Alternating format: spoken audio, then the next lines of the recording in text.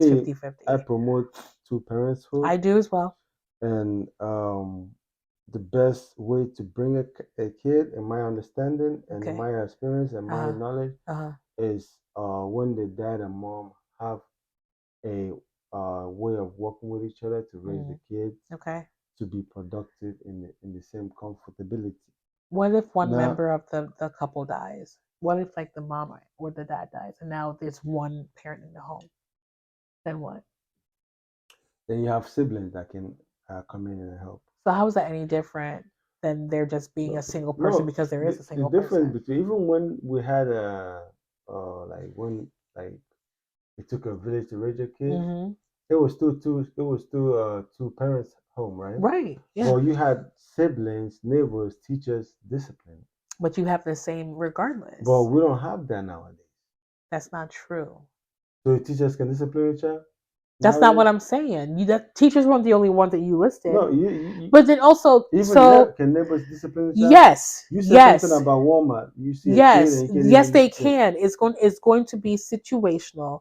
It's going to depend on the individual, Mm. where they live in this part of the world. Because even in the western part, we always talk about the western, how it's horrible here in the west, but people keep coming to the west for some reason. Oh my gosh, it's horrible. Oh, I forgot it's for the exchange rate. Got it. So people keep coming here, and so there's certain parts of the western world, specifically I can only speak for the United States, where there are areas where are less desirable than others. But you think about like small town America, where it's like a smaller town, people are very close knit. You do have those situations where it does take a village, where they can talk to someone's child down the street who they observe is misbehaving, and give them correction. Now, I'm not saying from the standpoint of like you could actually like put your hands on someone else's child, but like you could this discipline you is words and action. So like they can So say what? So what's something. the action? The action is I'm going to call their parent. So I'm going to issue correction to the child. And I'm going to call mom or dad, say, hey, I saw your son or your daughter doing this, right? But it's still that whole village mentality anyway, because there's some neighbors that may observe children doing something bad and they just kind of turn the blind eye and look the other way. uh, So all I'm simply saying, that was kind of like a big roundabout way. All I'm simply saying is that for us to say that it doesn't happen in the Western world is not correct, because we don't have the statistics to prove that. We just see what's big and loud in the media now and use that to represent the entire culture. But you can finish your what you thought. said, I disagree with it, That's and fine. the reason why I disagree is that, like I always say, you can never get anything 100%.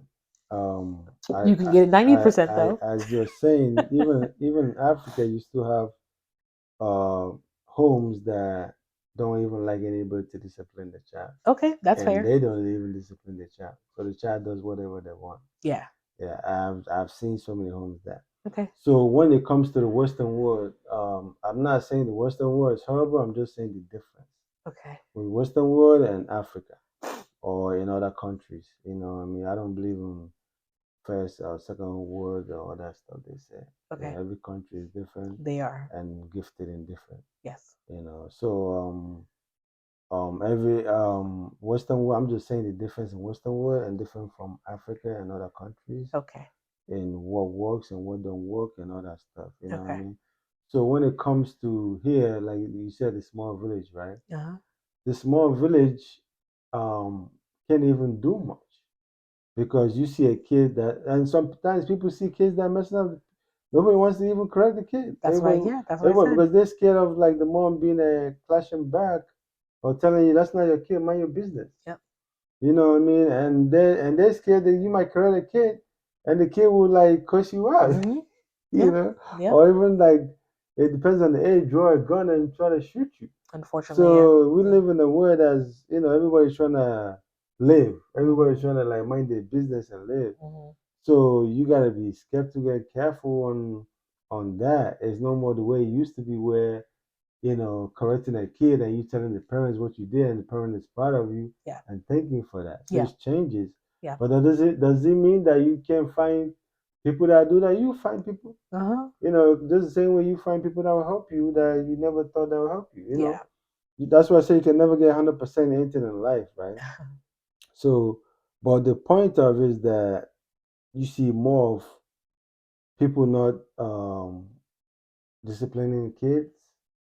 You see more of kids come from single homes. You see more of Oh, the Lord. mom is upset with the dad because the dad, she left the dad and she wants to come back, and the dad said no, and then she ingrains That's not that true. anger into That's not the true. child, That is not and the true. child grows up thinking that the dad is a Mm-mm. deadbeat dad and the Mm-mm. dad doesn't want to be Mm-mm. in their life, Mm-mm. realizing that the dad tried, but the mom was the one kicking her. And now the child is confused as an adult. That I had a opportunity to bond with my dad, but I was upset because my mom ingrained negative thoughts on me because of my dad. Mm-hmm. So you have a lot of trauma Mm-hmm. in the society. You have a lot of situationship in society that makes kids grow up to be unproductive and do what they're not supposed to do Oh, and get goodness. into trouble. So it plays a lot into it because if you look at this century and the century of the 60s, the 40s, the 50s, the 70s, the 80s, you see the difference. You don't even need me to talk here. You know what I'm saying. Oh, yeah, I don't know. So kids need, to my understanding and belief, kids need the dad and mom to grow up right. And not only the dad, because nowadays you have men Oh, here we go.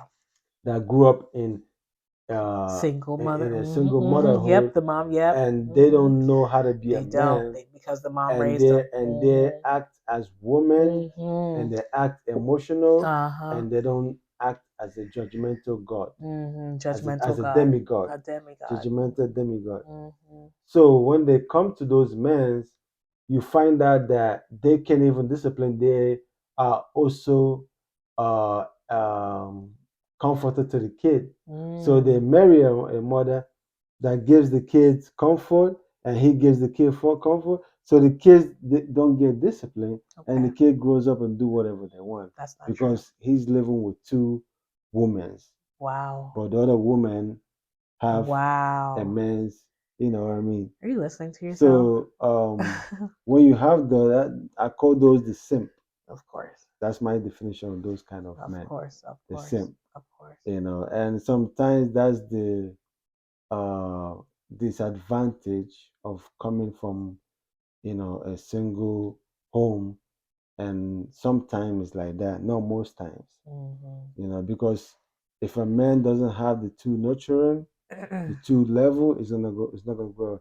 Just like I said, a man coming out from only the dad is not gonna know Oh, how to be how to provide nurture and how to be stable in so do you making. blame the dad for I'm that? coming. I'm trying to finish my talk here. Thank you.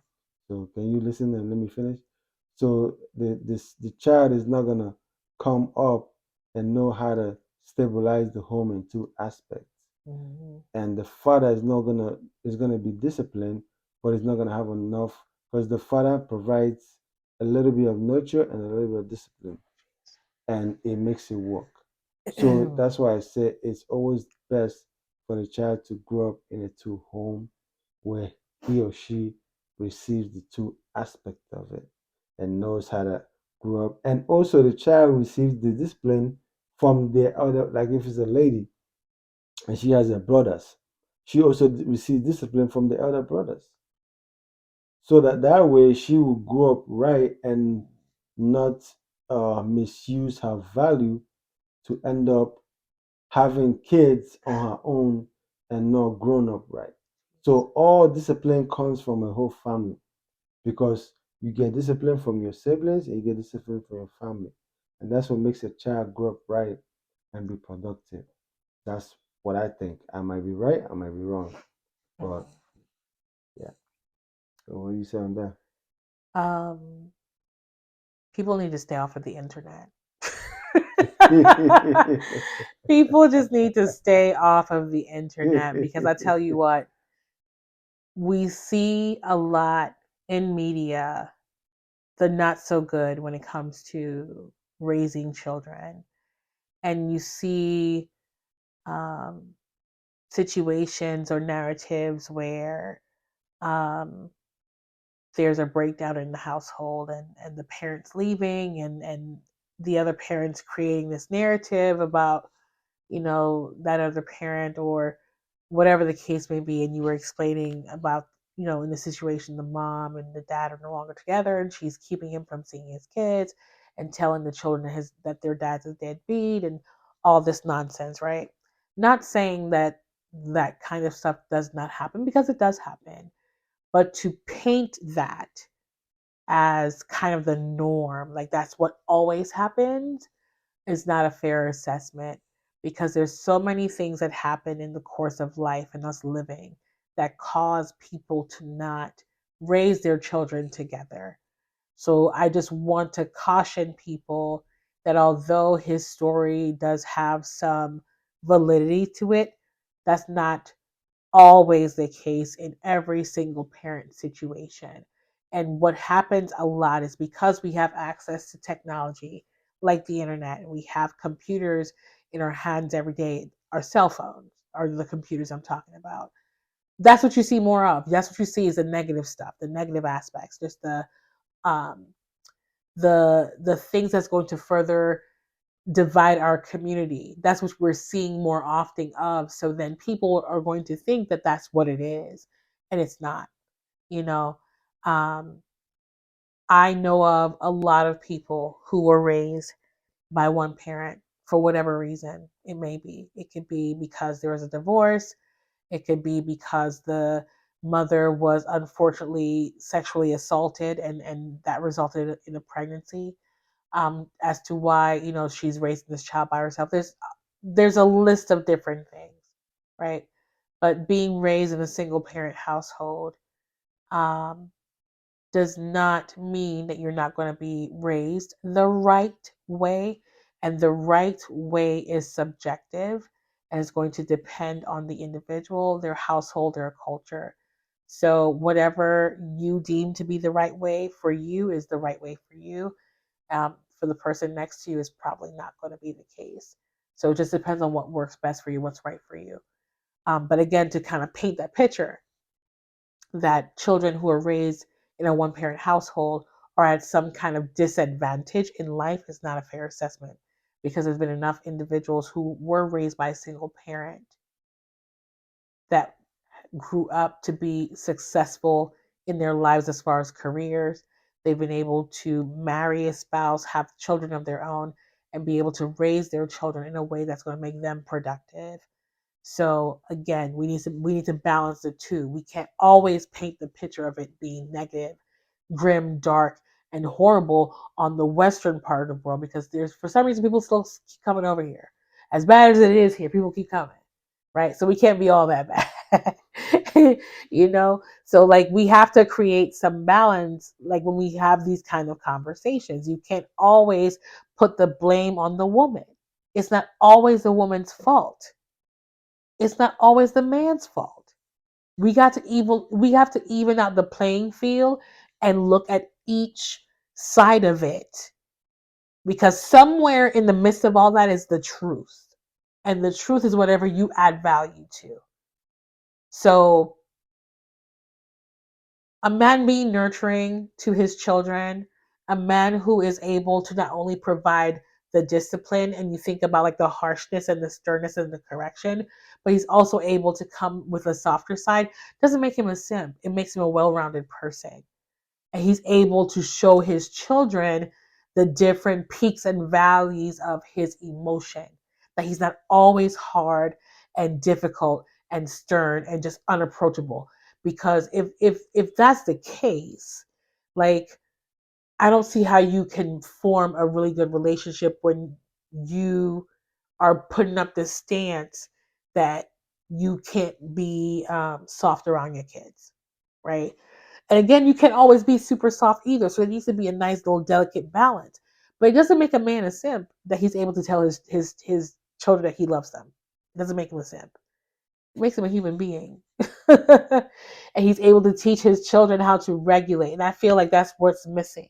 We're having too much of each. So you need to be able to have the sternness with the softness. It's going to make you a more well-rounded person versus you always being soft or you always being hard. Yeah, I mean, what you said is good, but that's why I always say kids need the dad and mom, like where the soft comes and the Yep. firm comes, and it's a balanced equation.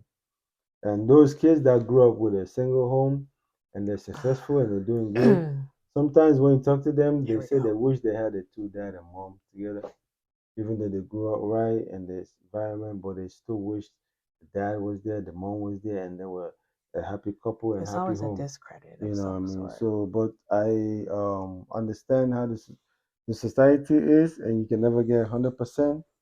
And everybody's trying, and I always say like a single mom that raises her child the best she can is better than a mother that abandons her child or gives her child up in the fire station like they used to. They still do. They still do what they They used still do to. it. Then you see a mother, she go to the fire station and give up her child. Like, I can take the care. You guys got it. So a single mom that takes and works hard to raise the child is better than a woman that gives up her child in a fire station and stuff. Because what I always say is that women have the right to have a child, because I've seen so many cases where a lady's pregnant and the guy wants the child and he wants to be the best dad, but she don't want to have a kid, and she tells him that she's gonna take out the child, and he begs her, and she does that, and nothing happens, and she takes out that child, meaning she abort the child or whatever, and the guy has to endure it and take it as that's life. Life is hard, and nothing happens, and he don't do nothing. Then I've seen cases where the dad don't want the child, the mom wants the child, and he don't want the child, and then he tells her, I don't want the child, let's take it out now that we have time. And the mom like, no, I'm gonna have the child. And then she has the child without the guy, and the guy tells her, I don't want it, I'm not gonna be there, it's a mistake. And then the lady says, I don't care, I'm gonna have it, and she has the child, and then he's paying child support for a child that he never wanted. So sometimes life is not fair for us men, and we take it as it is. So, and I believe life is not fair for anybody. I mean, I'm just a firm person that this is how it is this and this and that. So when it comes to family, family is life, because this life we're gonna die and we're gonna leave everything. What we're gonna cherish in heaven or wherever we are after death is seeing our kids progress and happy, and bringing up generation to generation to generation of our lineage. That's the best thing a dad hopes.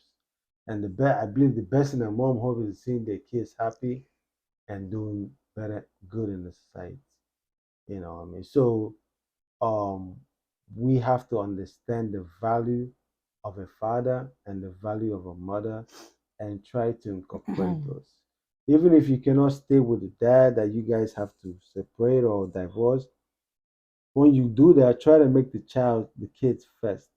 Meaning, try to work it out and remove the emotion, the hate, the whatever trauma, and try to incorporate the kids with the two parents to make the kids do better, because kids need their dad and mom to grow up right. It's never 100%, but most times. What I mean? And that's my own analysis of it. I might not have the statistic, like she said, but I know in common sense, there's stuff that's common sense that you don't even need statistics to know what it is. Goodness. That's why God gave us common sense to know what's good and what's bad, Common sense and isn't know always that if common. you're driving and if you're sleeping, you're gonna have an accident. You don't need statistics to know that, right? To know, like, you know what? There's no statistic where I'm gonna sleep and I ain't gonna die, and let's see what happens. He's missing the point. So, like I was saying, there's stuff that's common sense, and everybody knows that a kid that's being raised by the mom and dad, and the dad is the disciplinarian, the provider, the stability, the security of the home, and the mom is the nurture, the empathy, and the love of the home. That the kids are gonna grow up right, and they're gonna grow up right more than never before. So I encourage the two homes. I encourage. I wish that it takes a village to raise a kid will come by because we need it in this time and day. We need it because the way kids are going nowadays, it's unbelievable. And it's tears to my eyes sometimes because you see kids that have a high IQ, very intelligent, but because of their peers are doing what they're not supposed to do, the kid joins them and they become unproductive. And some of them end up in jail and they have to live there for years. And some of them do stuff they regret, and because of the level of what they did, they get promoted to adolescent and go to adult jail. So it becomes a disability in the society because if we have a because kids are the next generation of society. If we have a next generation of society that's unproductive, that means it's going to be a chaotic, myopic environment for everybody, even us that's going to be there. Because you need those kids to take care of you when you're old. You need those kids to hand over the job, the company, and whatever. And if they can handle it, that's the end of that productivity. So I always advise mom and dads to when you because I believe when a man wants to marry a lady and when a lady wants to marry a kid, they're not going in there for their own individual happiness. They're going there to produce kids and have a productive kid and sacrifice for their kids. Just like our mothers did, our great grandmothers did.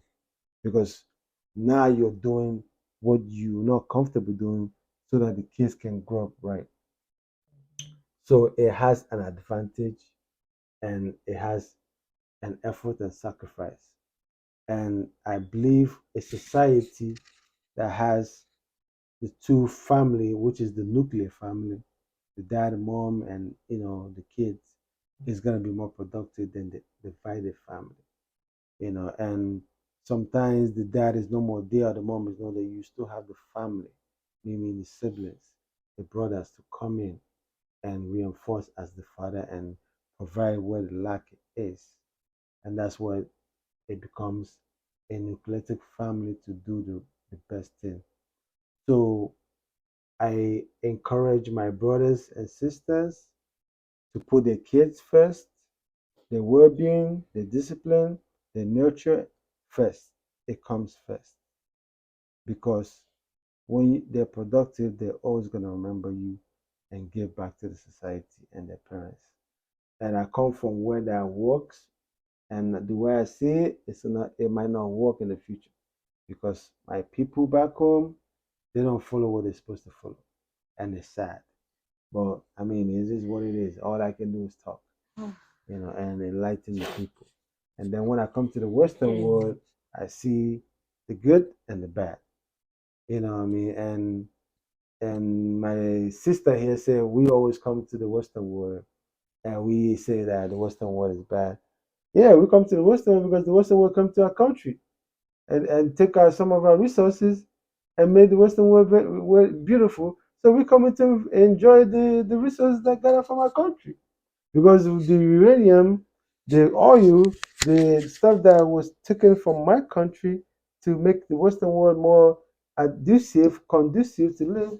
I want to enjoy it too. So I have the opportunity, and to come to the Western world is not easy because we gotta like sweat and be disrespected and work hard to get the people to come. And so when we come here, we enjoy it. It's a good place to live. They have the good, they have the bad. Just like Africa has its good, it has its bad. If I see the bad is doing, I'm gonna say this is the bad. If I see the good they're doing, I'm gonna say this is the good. Just like my country, they have the bad. I'm saying that what they're doing bad, and I say what they're doing good. We learn from it because nobody knows. Oh, and they say information is power and nobody knows everything. So every country has its good and bad. And what I'm a proponent of uh, raising kids right, a productive society, a loving society where men and women love each other, where black women love the black men love the black woman. Everybody takes their role. The woman knows her role as a wife, the man knows his role as a man, and everybody's good. Because even to this day and age, we still say, "Oh, I wish that we had a relationship like our great grandmothers. We had a relationship like our forefathers." Because the 80s, the 70s, I still watch the 80s and the 70s. The way they do it, it was productive. It was a good family, look at a family. But when you look at it now, you see a whole lot of difference. Mm. And if you don't believe in it, you wanna run around the bush and paint it black, this and that. I mean, that's on you. I'm gonna always say the truth, and that's how I feel, and that's what I think. So I encourage nuclear family. I encourage uh, togetherness in the home. I encourage disciplining the kids, and I encourage for our women to understand that the man is a demigod. Your husband is a demigod. Respect him, love him, care for him, and be submissive to him all the way 100%. Even though you can never get 100%, but try to make that 100% because it's going to be good. For me, that's what I want to say. Do you want to say anything? Yep, I'm glad I finally get an opportunity to say something. So that whole thing turned from us talking about disciplining children and just a difference in the dynamics between mother and father to it being a speech about the Western world, oh, women be submissive, raise your kids the right way. Okay, so let me just try to get back to what we originally started talking about, which was disciplining your children. Um, I appreciate the fact that you, to me, finally gave single mothers their flowers. And you said something along the lines of, single moms who are raising their children and doing their very best. That's good. That's much better than those that are not. And I agree. Raising children is one of the most thankless jobs, right? The kids didn't ask to be here. They came here as a result of some actions taken by the adults in their life, right? So God gave you this gift to raise this child, um, and to teach them the way of life the best way you know how. So I want to encourage parents looking at our podcast, um, think about who you want your children to be and what resources you will need in order to help them be that individual.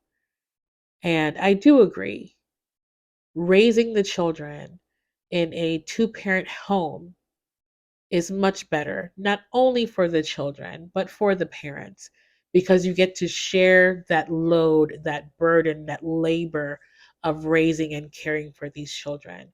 And they get two dynamics. They get hopefully a balanced perspective when it comes to how they look at life and how they approach life.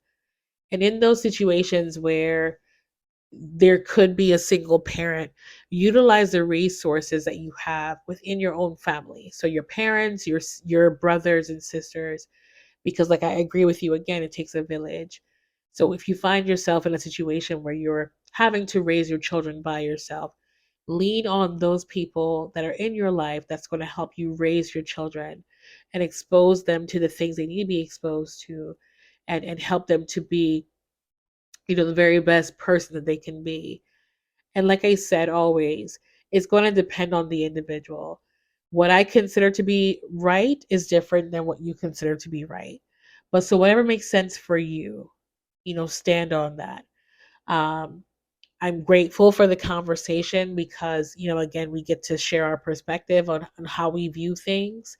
We may be, polar opposites on how we feel about different topics.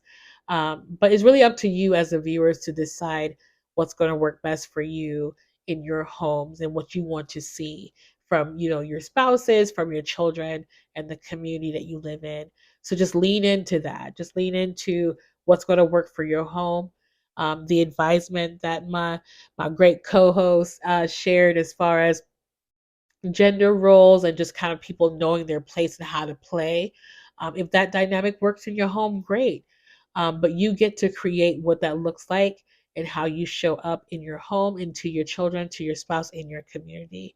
So, with all of that, we bid you a great evening. Thank you so much for tuning into our podcast, and we'll see you on the next one. Yes, sir. Peace. Peace. Love you guys.